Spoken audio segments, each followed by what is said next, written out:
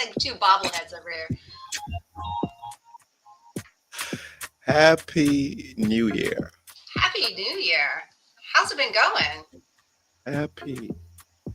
Happy New Year. New Year has been amazing. Yeah, you've had your Full of family there with you, sudden, haven't you? yes. They've been here. Just a whole lot of things going on. Good things, and then just hearing, just death news, sudden news about, people dying, dropping off, just oof. But it's been great. How about you? I could actually say ditto. That's, I mean, as you probably know, we've got a lot of kind of crazy stuff going on in the United States right now. I mean, we're just about to transition, our presidency. We've got these wildfires raging out of control, taking over a good chunk of California right now. And so, the one thing that I think a word that kept coming up when I was considering today's conversation was community. And, we use that word specifically and loosely all the time. I'm grateful for my community. I'm looking for a community. There's things going on in my community. I mean, we're always, I think, whether we're conscious of it or not, thinking in terms of community. But, I think challenge does this thing. It spotlights stuff, right? So when we have challenge, it throws a massive spotlight on things. And I believe it's for two reasons. One, to recognize that thing is there, and also to have that choice of working on it and through it. I do believe everything happens for a reason, and that's tough to wrap your mind around when you've got such chaotic, traumatic change happening. And yet it applies in the micro and it applies in the macro. And so I think that's what's been sitting on my heart, as shifts are going on in my life, things are changing, small things, big things. But then when I look out into the world, and really feel into that community-based sense of kind of where we are as humans on this planet, because that's where we're connected, right? Community is more than just the people a stone's throw away. I mean, we are all a human community on this planet. And then there's the community of all living things. So, it's just been an interesting, I've been just sitting with a lot of it, not trying to make any stories, which is hard to do as humans because we're so conditioned to giving things meaning and making up stories. But just sitting with how I feel and what I'm sensing and maybe what intuition is telling me, not just jumping right to what my head is saying about things. Yeah. Yeah. Wow. Hey, Carl. Good afternoon on the US side and good evening from Liberia. Good to see you here, brother. Yeah, Tracy, I feel there's going to be a mixed bag today. A mixed bag in this place of laughter and then seriousness and then a lot of contemplation. It's just a mixed bag. But I tell you this, you talk about community and how we cliche things so much. And when that struggle or challenge comes, we go, are we really our brother's keeper? We were sitting the other day. Unfortunately, my uncle on Verlin's side passed away suddenly. I mean, just in 2 days, he was gone. Uh, and we were sitting at the house last night. Time to leave. There's one of our cousins who lives roughly, I mean, about, maybe about 45 minutes away. And it's in our area, but still far from where we are. Community says what? She doesn't have a car. Community says, I need, not I need to, but I'm going in that area. I can take her home and then, beeline to the house. I'm tired. I'm like, oh Lord, I can. Ferlin says, can we drop her? I'm like, okay. Um, take her home. We get home. I didn't feel it. Prior to doing it, I'm going, oh my goodness, I could be in bed now, or I could be in bed in 30 minutes. But community says, hey, we have to be our brother's keeper in some form or fashion. And in that fashion, I was being my sister's keeper because it's treacherous out here at night. It's about 8:30. Who knows what happens to a single lady? And she's not, trust me, she's not riding a car. She will be riding a bike because that's the most common transportation mode at that time. And how safe is that? But we say things. I love you. Hey, love you, Tracy. And love you too. Da da da. When the challenge comes, we're like, do I really love her? Ah. Yeah. But let me tell you some good news. Well, No, can I go say ahead. something Go ahead. about Go that ahead. Go before ahead. we change the subject? Because I want to hear the Oh good news. yeah. I want to hear the good news. I Go ahead. believe there's so many different ways to experience things. We get to if we choose to. I don't believe in being anybody's keeper. I believe everybody gets to be their own keeper. That's just my firm Mm, belief. I'm not here to mm, keep anybody and make mm, sure anybody stays safer as well. That's on them, but I am here to support. And mm, I think that that's the key piece is, am I in the heart of support? I want to support because a lot of times if we feel we're responsible for people, then what we're doing becomes obligatory, right? In our hearts and in our minds, like it feels like obligation. Like I need to be my brother's keeper. I need to be my sister's keeper. And I don't know about you. I don't want anybody mm, to do anything for me from obligation. Like that just feels really icky. I want people to want to, but I think a lot of it has to do with how we're thinking about it, how we're considering it. If mm, it's our responsibility, it's not our responsibility, right? It is our opportunity, right, to support.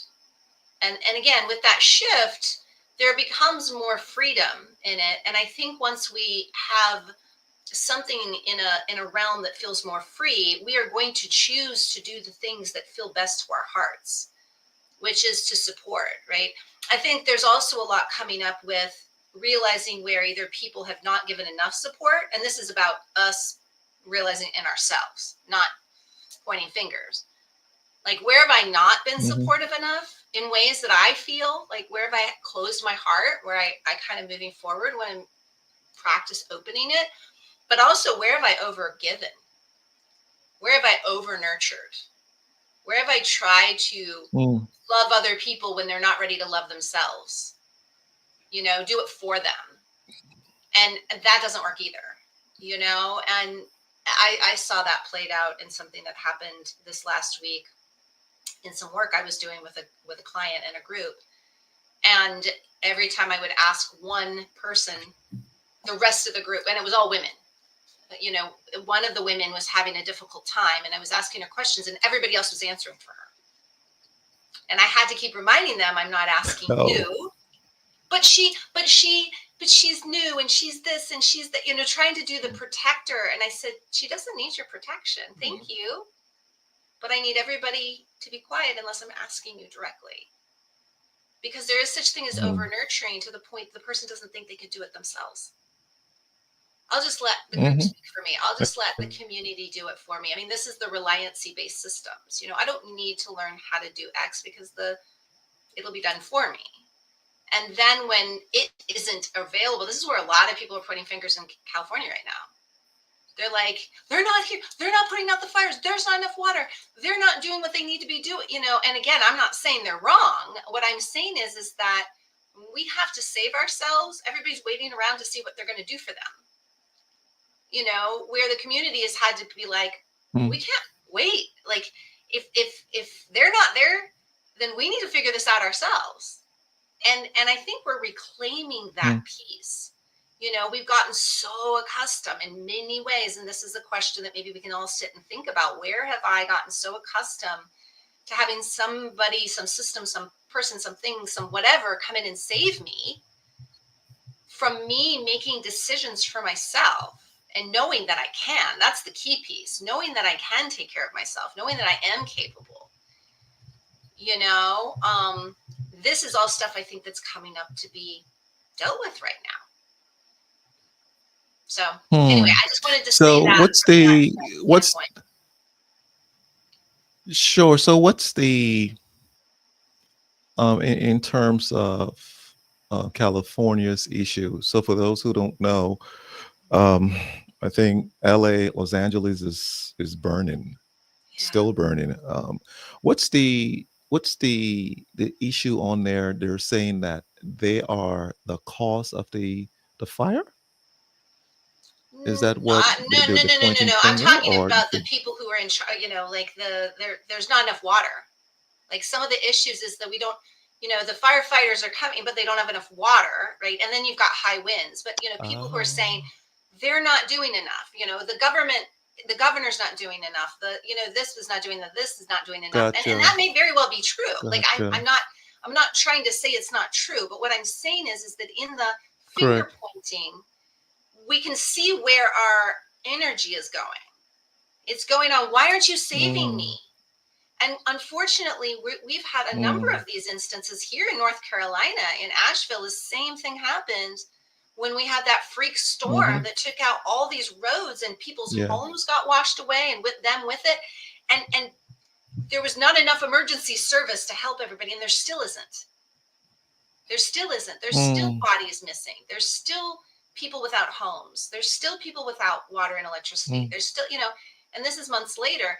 And so, you know, where are we putting our energy? Are we putting it into the, oh, how awfuls? And I get that. I mean, I'm not trying to strip away the truth or the emotionality from it. What I am trying to say is at the end of the day, I think what we are collectively having the opportunity to see is just how attached we've become to the outside world being the responsible party for us. And it's time to reclaim our own responsibility. And I don't mean without support. That's the whole point, is if we all start to say, wait, I am responsible for my life. And if there's something I can't do, I also am responsible to ask for support. And guess what? I'm also responsible for being able to receive that support. Right? Give and receive. Because I see a lot of people who struggle with one or the other, right? They can give, but they have a hard time receiving, or they can receive, but they have a hard time giving, right?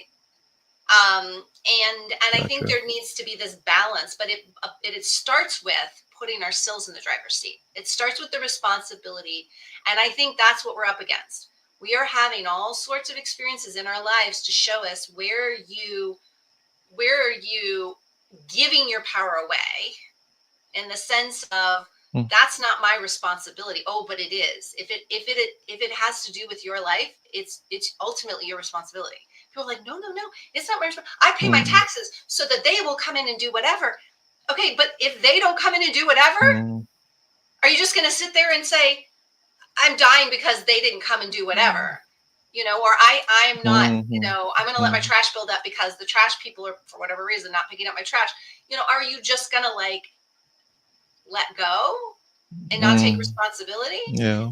And so I think that's what we're seeing, is that the human spirit is strong, and our I, as we shift from an old paradigm of survival base, I got to do this to get by, just got to survive,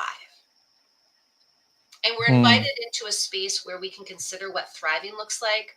Anything that's blocking that is going to come up big time. And I think that's what's happening right now. mm, We're being challenged to the nth degree, because we can't enter a paradigm of thriving if we're in victim consciousness, mm, if we're giving our mm, power away, mm, right? Even subtly, mm.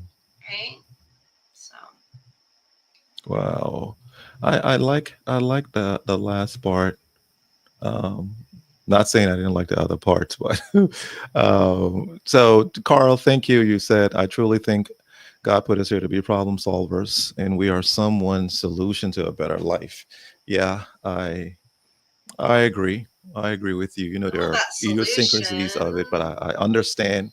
yeah. I understand. See, you are a linguist.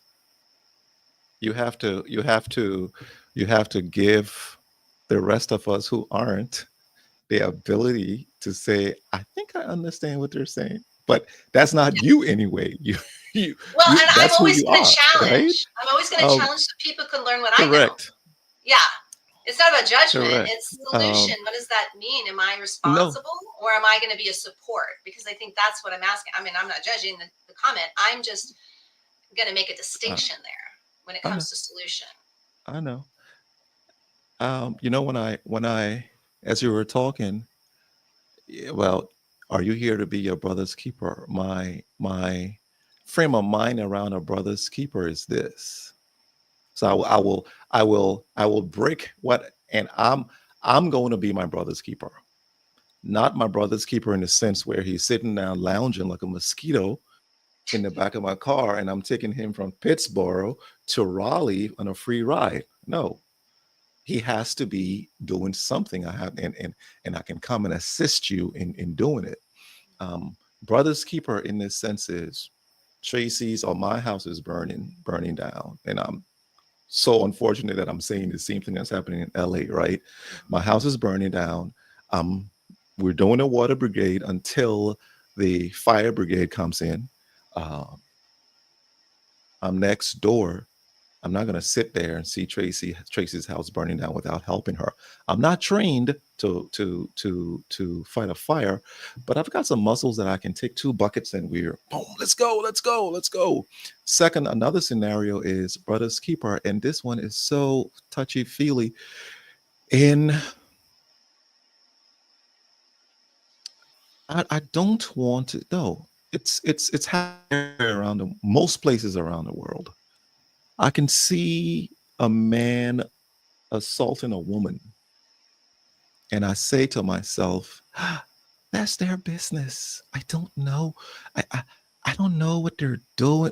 What happened prior? And he's pounding her.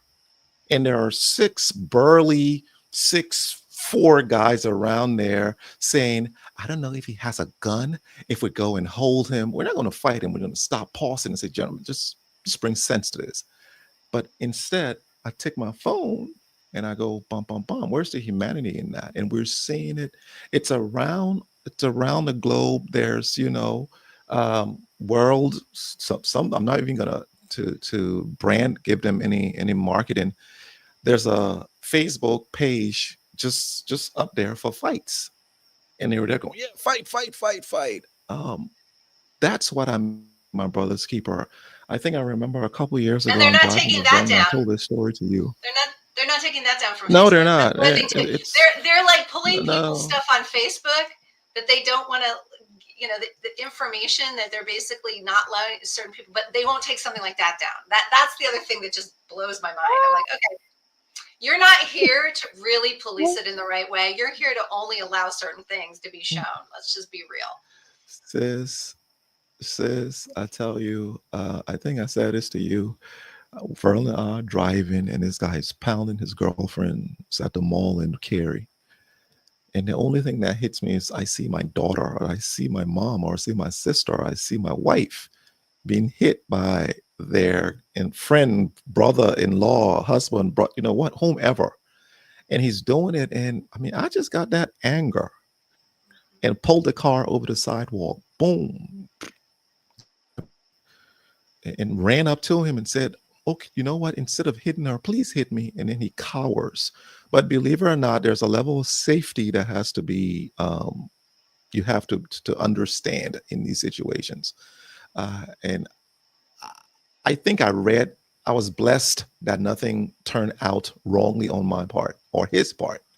But after I talked to him, you know, he calmed down, because sometimes it's anger. Sometimes somebody who's not thinking.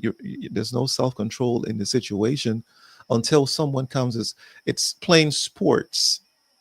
You swimming. I don't know if there's altercations in the pool, right? But if I'm Not playing usually, but basketball and you know, someone, there you you go. accidentally So get kicked in the someone face. That comes happens. in. Yeah, you said accidentally. Excellent. But I'm playing sports and I'm going for a layup and you hack me. When you hack me, my very first thing to do is retaliate, right? Because you just hit me intentionally. So I'm retaliating, and as I'm retaliating, the rest of the boys come, or my team comes. Hey, calm down, calm down, and then I become self-controlled, right? So most times I would think there's no self control, there's immediate reaction. So that when you engage in a way that is not, that is parting and not, so for example, me coming to the guy and hitting him and saying, get away, get away, get away, Right. versus, brother, think about it, man, think about it. You could get in trouble. Think about it, man. And just pushing him back, and he's, uh, uh, that's been my brother's keeper, right? Because in those situations, you're insane for that split second, or 30 seconds or minutes, and it takes me to come in and take you off the ledge, right? I'm not passing and videotaping. Hold, let me see how this is going to splat when Mm. when she jumps down from this 50-foot building, right? um and it's brother's keeper for me is always, it's not about aiding you to improve you. That's support. Brother's keeper is when you're in a position of hurt, or you're about to go into a position of pain, when you're about to be killed, injured. It's me coming and saying, hey, come, don't jump, or I know what's going to happen on this ride. There's a high probability you may get injured. Get in my car. I want to take you. I'm going to embarrass myself right now in this moment, so that in later on,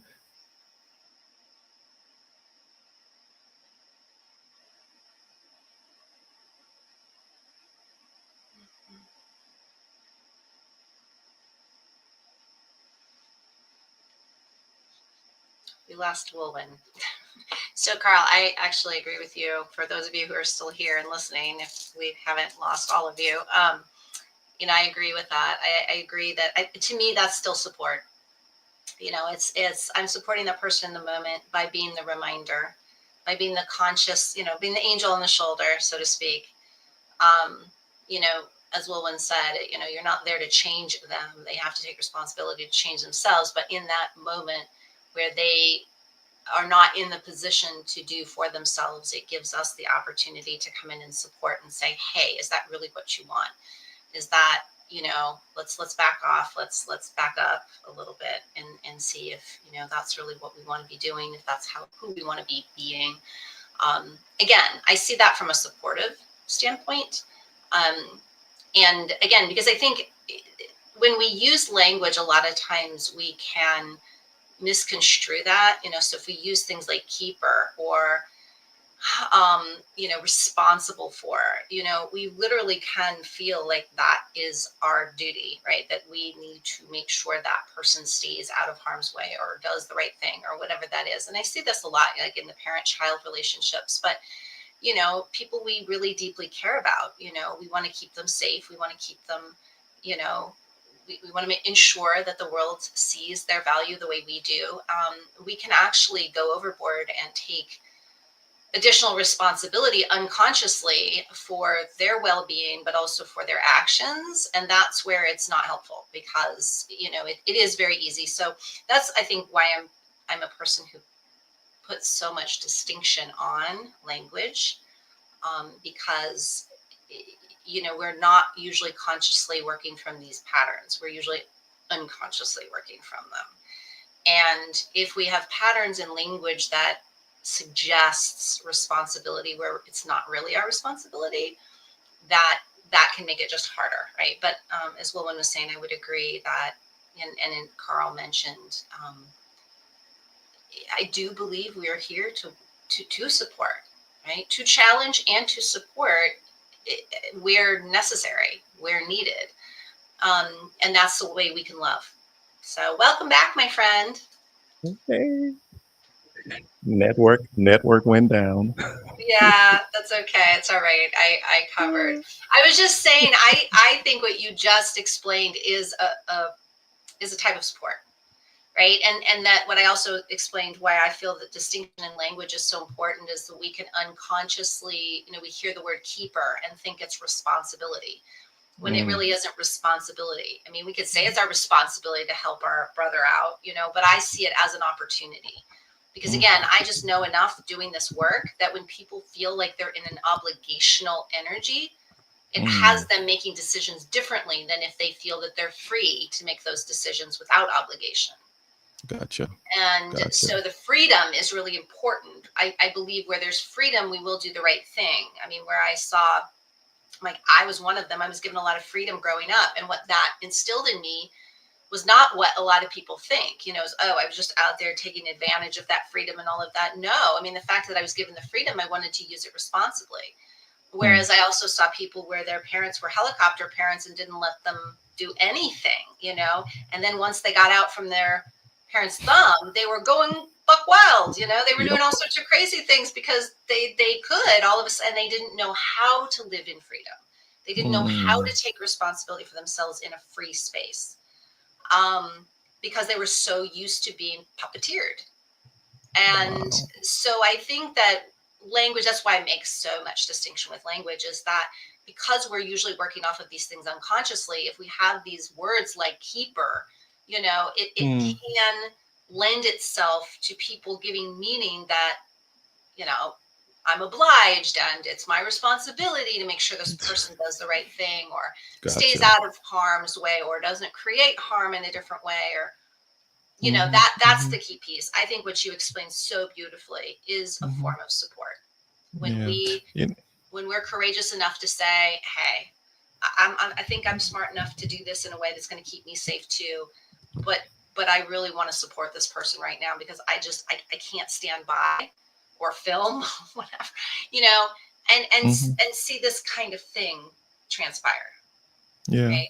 That's not integrity for me personally. Correct. I mean, that's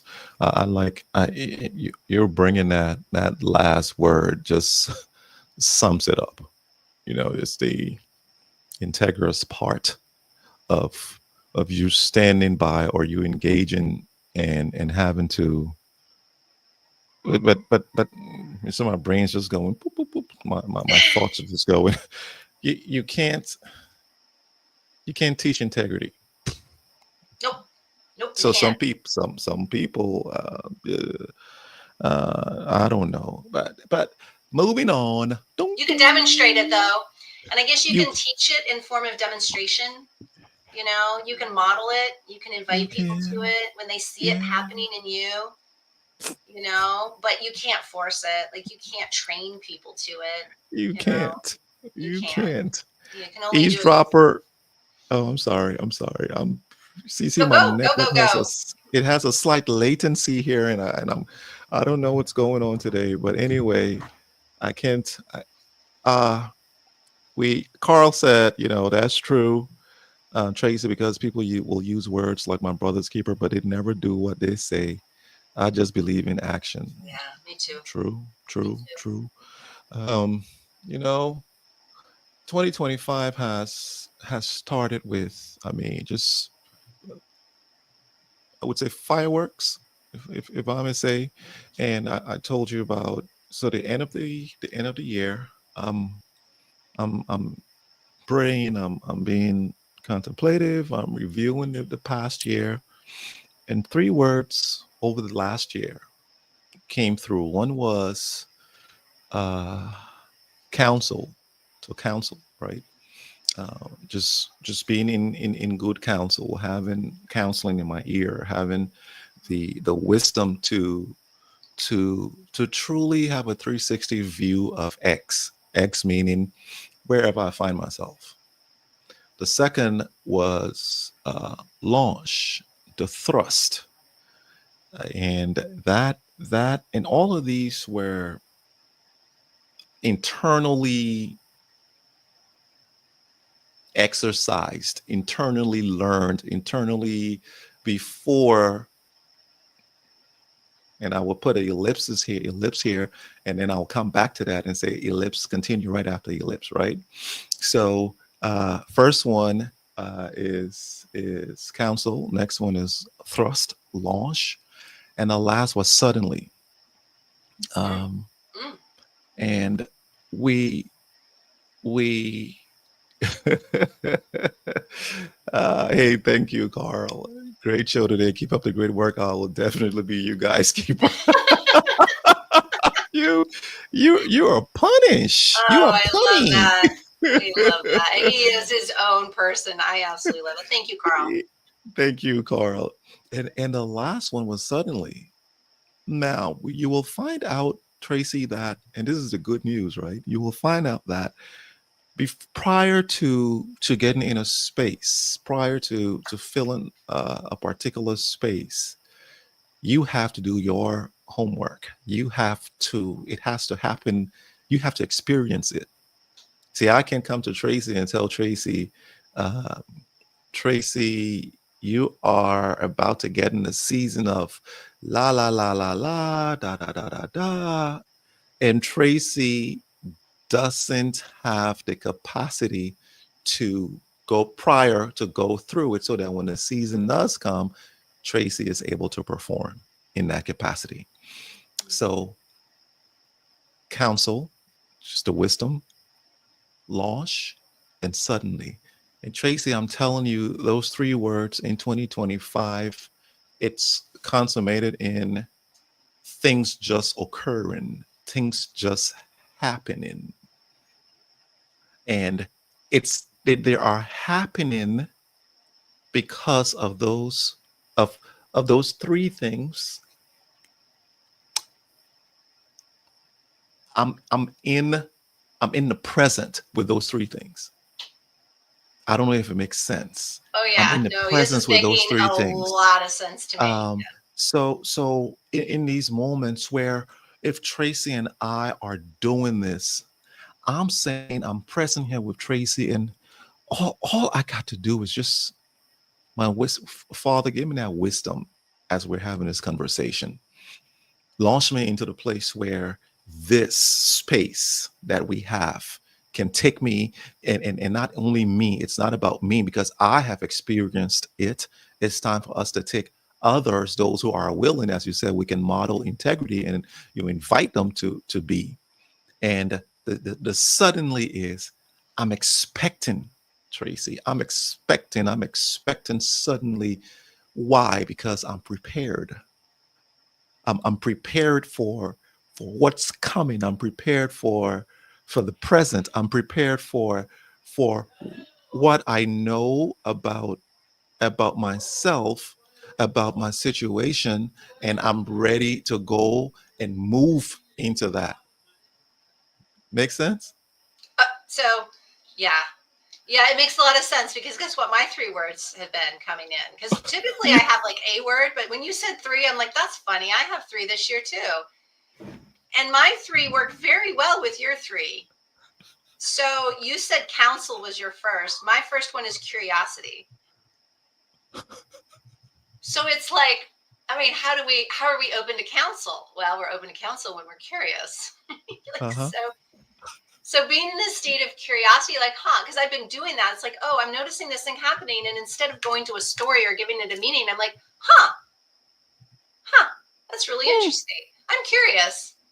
I'm curious as to what's going on there. I'm not going to assume I know what's going on. I'm just going to be curious. Like, it's been very interesting. And then my second word, so you said your second word is launch. Uh-huh. My second word is gratitude. And, Uh-huh. the curiosity and the gratitude came from a model I'm working on when it comes to creating positive expectancy. And I feel like the state our head brain has to be in for positive expectancy is curiosity, and our heart brain gets to be in gratitude. Mm-hmm. And that opens us up, right? To have positive expectancy instead of negative expectancy, which is what we're hardwired to for survival purposes. Gotcha. And when I think of launch, like what allows us to truly be open to launching our full selves into the world? I mean, I find that at times I'm trying to quench fear. I turn to gratitude. And fear is what keeps us capped. Fear is fear is what keeps those 6 burly guys standing on the periphery, not getting involved when somebody's beating up their girlfriend or wife or whoever. Fear. It's fear. They won't tell you that. They don't want to assume that. They don't want to know that, but that's what it is. It's fear. It's fear of repercussion. It's fear they might get hurt. It's fear they could get a lawsuit thrown on them. There's all these fears, right? We don't take action based on fear. So how do we launch ourselves out of that cap of fear is gratitude. What if I'm grateful for this moment? I must be here for a reason. I'm not standing here watching this person do this for no reason. I'm not standing here just to stand here. If I'm here, I'm grateful I'm being given an opportunity to take action, right? To do something. Right? And so what I do, it's like non-action is a choice. Is that one I'm going to be grateful for in the end? Woo, phew, I'm glad I didn't get involved in that. Or am I going to be thinking later, shoot, I really should have done something? Wow. And so gratitude really lets us kind of launch through that fear cap that happens that keeps us from not taking action, right? Because if we were to take anything bad off the table, if I were to ask those 6 guys, okay, I can promise you nothing bad will happen to you. If you get involved, what are you going to do now? Oh, they're all going to get involved. Correct. Right? Correct. So Correct. if we, but I'll tell you, it is the best antidote for fear is gratitude. That's why people do gratitude journals. That's why they talk about gratitude. All that is because it takes you out of that fear space, right? When you're opening your heart in gratitude, you can't be in fear at the same time. And so anyway, launch and gratitude. And then you said your third one was suddenly. And my third one is allow. And that it's really hard for people who don't like change to be open to sudden change, not just change in general, but things happening suddenly when you can't wrap your mind around it, or you weren't expecting it, or there's no consciousness that you feel grounded to with that sudden. It could be sudden good too. I've seen people like freak out over sudden, things that happen that are really good suddenly. But it is that allowing, when you're in a state of allowing, like I've been bombarded by a lot of emotional stuff, and I just remind myself, just allow it, sit with it, be curious, be grateful. It's not comfortable, allow yourself to feel the discomfort and to acknowledge the discomfort. Don't try to tamp that down, but also allow yourself to just sit with it. Allow yourself to be uncomfortable, right? And see what happens. Be curious. Well, what happens if I sit with it? If I don't try to struggle with it? Because the struggle bus just creates more of the same, right? We struggle with the discomfort. It's going to bring more discomfort because we're struggling with it now. We're putting energy into it. We're creating more of it. And so allow is both allow myself to acknowledge the feeling, but also allow it to come through. Allow myself. I mean, if it's creating discomfort, there's a reason for that. Mm. And can I be curious about it? And can I be grateful for it? Because even if, most of the time we're grateful on the other end when we realize why the thing happened, and Yeah. it brought us some clarity, or it brought us some, wisdom, or it brought us something. But can we have gratitude in the moment, not even knowing how it's going to end up?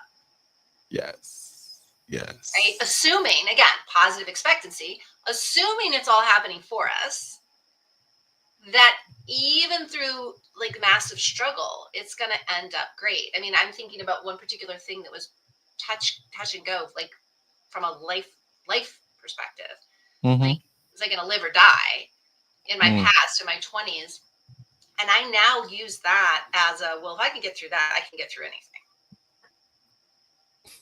And that's what I'm grateful for. Now, would I want to repeat it? Not necessarily, but I can be in that place of like it has given me a certain resiliency that I can count on now when I'm preparing or going through suddenly something I wasn't, like, I think about the last half of last year, and it's just boom, boom, boom, death, or destruction or potential, stuff, just one thing after another. And if I look back at what allowed me to continue to not go into a hermit space, because on top of those things, I also had COVID twice. One of the times I got really sick, so I didn't know if I was going to make it, so it wasn't just stuff happening outside of me. It was just stuff happening inside of me. And, how was it that I was able to be resilient? And I think part of it was just being, you said it, present, and saying, well, this is what it is, and there's a reason. And I'm going to there were some times where I'm like, well, I'm either going to live or die. I'm choosing to live, so we'll see what happens there, And so it is interesting to me that you said, because those words really resonate on the same level, but in a different space. I like the wisdom, the launch. I mean, launch is my rocket I shared. I already saw that a year and a half ago that was where I'm going, and I was asked to make a representation of where I felt I was going, and I drew that rocket ship. And then suddenly things are happening for us very quickly, but we're so used to needing to wrap our mind around it and control it to allow it to happen. I mean, human beings are like, if it is to be, it's up to me. And we edge God out all the time. And I love the quote, man plans, God laughs, because we're always thinking we can do it better than God. And all of this stuff. And so God's like, all right, I'm going to throw so much stuff down. You can't possibly control it all. Because y'all just have gotten so bad at this control game. I'm trying to give you subtle opportunities, to trust me more and to lean more into this and all this, but you just still have that really tightly wound control thing going on. So we're going to up the ante. We're going to throw so many balls in the pool with expectancy that you're supposed to push them all under the water, because you're going to try to control them all. And it's going to be like the worst game of whack-a-mole you've ever played. Ooh. Right? And because you're the one doing it to you, humans. I love you. I'm throwing you beach balls you could have a party with, but no, you're feeling you need to control them under the water. So until you decide that's not the game you're being given the opportunity to play. Wow. Wow. Two things. You were saying, oh my. First thing, I'm flabbergasted about the 3 words. That's just, it's amazing. I'm not going to say it's freakish, because nothing's freakish about this. It's amazing that God would choose the 2 of us to come in and for 6 years now and come on this thing and say, let's talk. And the similarities the peculiarities, The magic. this, the synergy, the magic of It's wonderment. Yeah. it's something that, because I'm saying, should I share these three? Should I not? Should I? I'm gonna share it. And there we go in boom, right? Fireworks thereafter, and I wrote them down: curiosity, gratitude, and allowance.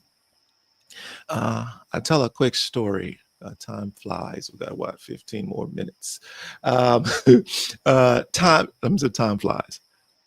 In 2011, Traci, and eavesdroppers, please don't be quiet here. Please talk. Let us know what you're thinking.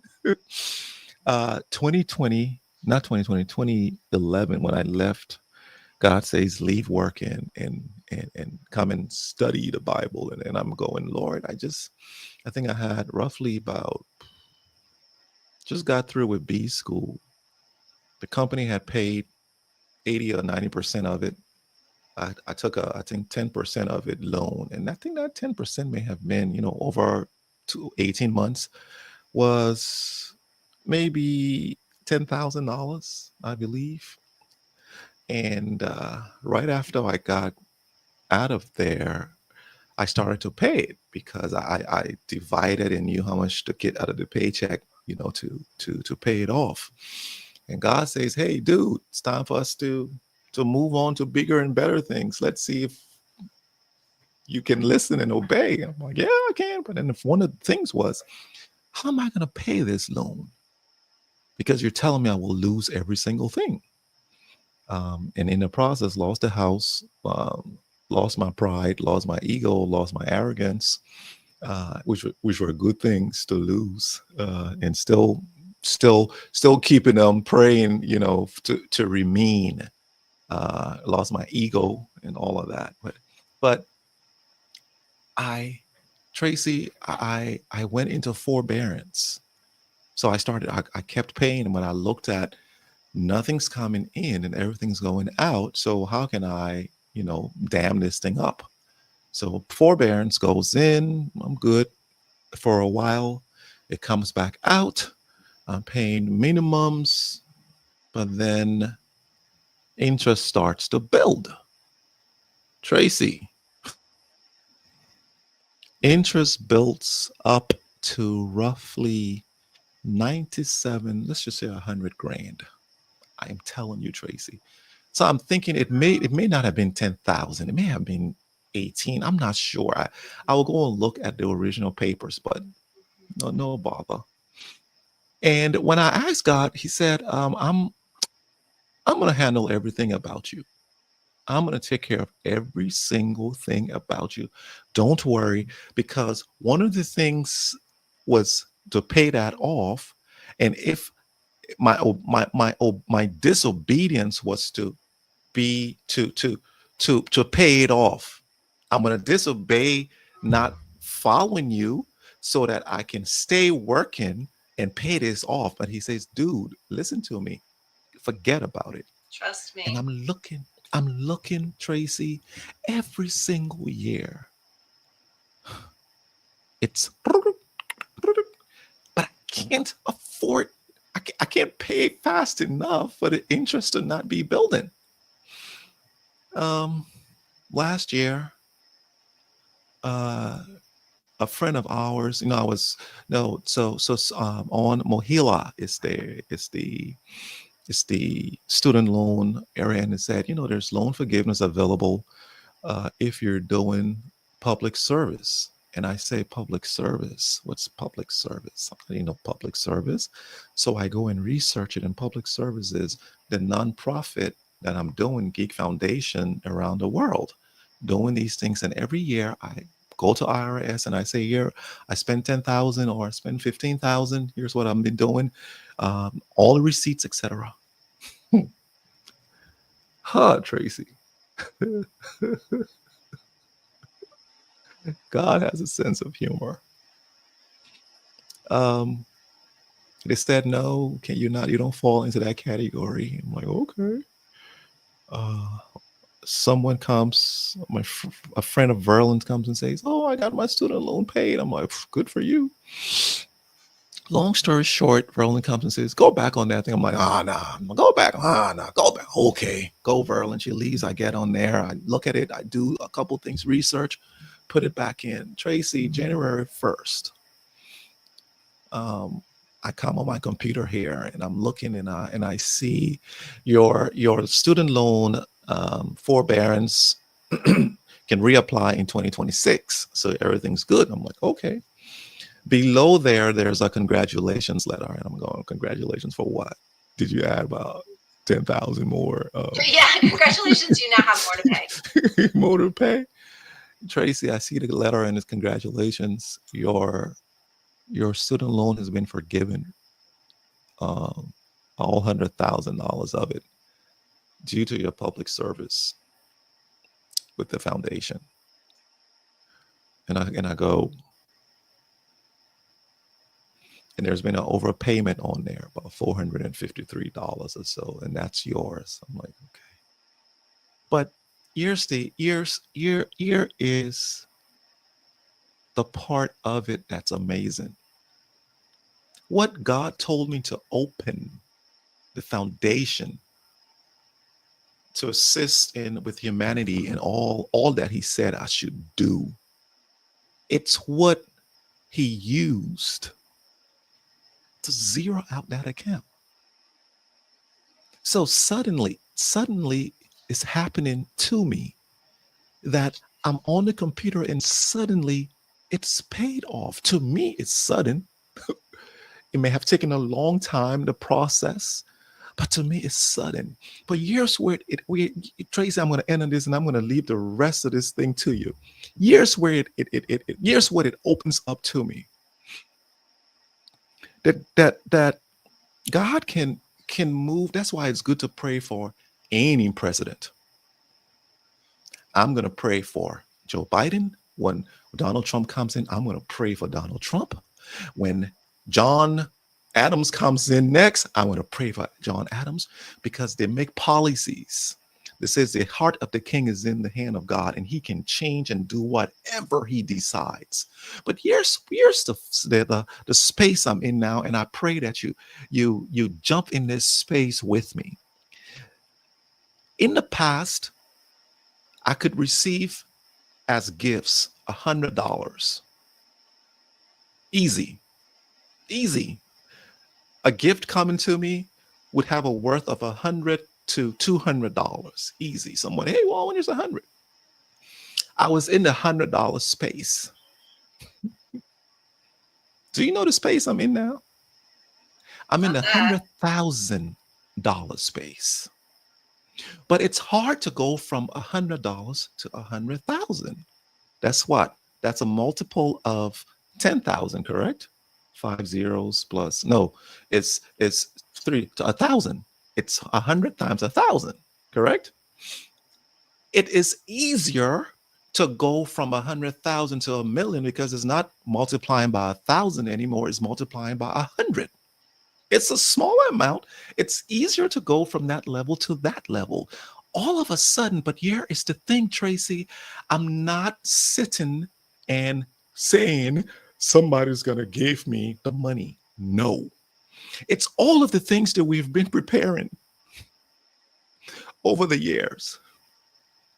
All the hard work, all the blood, sweat, tears that as we've gone through and been obedient and stepping into a space now, it's easy now for me to see the things that I'm putting my hands to with the wisdom, the curiosity for you, the ability to launch and thrust, the gratitude, and now the suddenness, suddenly, it's me allowing these things to come into my space.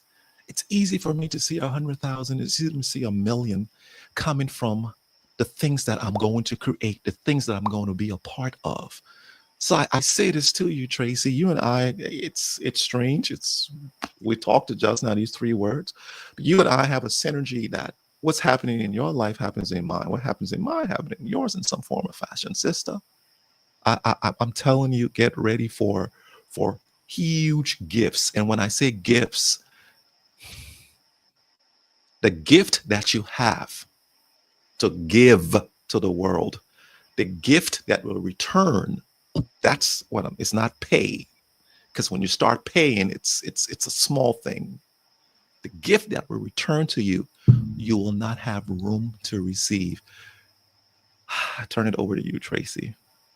I think that's why I focus so much on allowing, because I want that room to receive. Because with that receiving, I have more to build and give. And that's such a beautiful story on so many levels. And the one piece that keeps sticking out is that, you by paying your debt back yourself, you are helping you. By allowing God to help you do that, you did it through creating community that was helping many people. So he may have helped your loans be forgiven, but it's because the energy you were putting, instead of into paying off your loans, you were putting into building opportunities for multiple people, many, many more people beyond you, is the piece that stands out for me. And when we allow ourselves to think beyond ourselves, right, the I, and allow ourselves to receive the gifts of the we, that's the shift. That's the change. That's so much of what we've been talking about, and definitely the time we're in. Everything we've been saying. So I mean, that's beautiful, and it really touches my heart, because I feel that a lot of the inner shifts and changes that are happening with me is to prepare for that. Is to prepare. And I don't necessarily, it's going to be sudden in a lot of ways, and I won't necessarily see it coming. And usually some of the hardest but best things have come when I was, quote unquote, minding my own business, and it just came and sideswiped me. Like that's like language I've used a lot. Like I'm just going on, trucking along, doing the thing I had been planning to do. And this thing comes in and takes me, takes my feet out from under me. And now I'm looking at that and working on not having a fear response, but having all right, that's going to be something that's also going to grow. And the more I'm on board with it, not struggle busing it, the more it's going to just lift faster, right? And more expansively. The more that's going to just launch, right? Like, I mean, the launch is, once you launch a rocket, it doesn't go incrementally. It's not like, oh, I'm going to go a couple feet and then I'm going to rest. And then I'm going to go a couple of feet. I mean, it's fast and furious. Once it leaves the launch pad, it's moving fast towards wherever. And that's, learning to navigate in the space of fast and furious, right? Wow. Quick and sudden. That's what we're being invited to. I'm seeing it with younger clients who you give them just a little bit of tips and strategies and stuff, and boom, off and running, because they don't have the baggage. They're not being held back. And so I see so much, occurring. And so allowing that, if we typically feel like we have to just do a little bit at a time, and then we need to take a step back, like, well, okay, so maybe can we practice the step back differently? Does it have to be long expanses of time, or can I be launched and being flying through the air, and also have perspective at the same time? Also step back and be able to see the view and see, how quickly, things are taking me, and trust that they're taking me for a reason. Because I'm sitting there going, am I worthy? I don't know if I have what I need. Oh my gosh, this is so fear. Like, I have so much fear. I mean, that's all going to be like these lead bags, weights, in making it much harder to move quickly. Traci, we have roughly 30 seconds. It's on you to close us up. I'm done talking. Well, thank you for sharing what you did today, because I think it's a lot of it's something I needed to hear too, because, sometimes we're going through what we're going through, and we're so introspective, right? We're so focused from our internal perspective, that it's beautiful to hear your interpretation of the same concepts, and what you've done with it, and how you've made sense of it. Because I am seeing that. It's like the me is becoming we, right? What I'm going through, you're going through, and And that just, in some ways, even when it's hard stuff, we don't feel alone anymore. I think we're leaving that time, where we feel like we're in individual silos alone in this thing called life. We've never truly been alone, but I think we're finally waking up to that fact. Traci, air hug. Air hug. Love you. Love you, brother. Look forward to seeing you in another 2 weeks. Yeah. Eavesdroppers, thank you for watching. I'm spent. I'm telling you, as if I've played 2-3 hours of something, mentally spent, drained, but not negatively, just positively spent. See y'all in the next few. Traci, you take care. Thank you. Bye, everyone.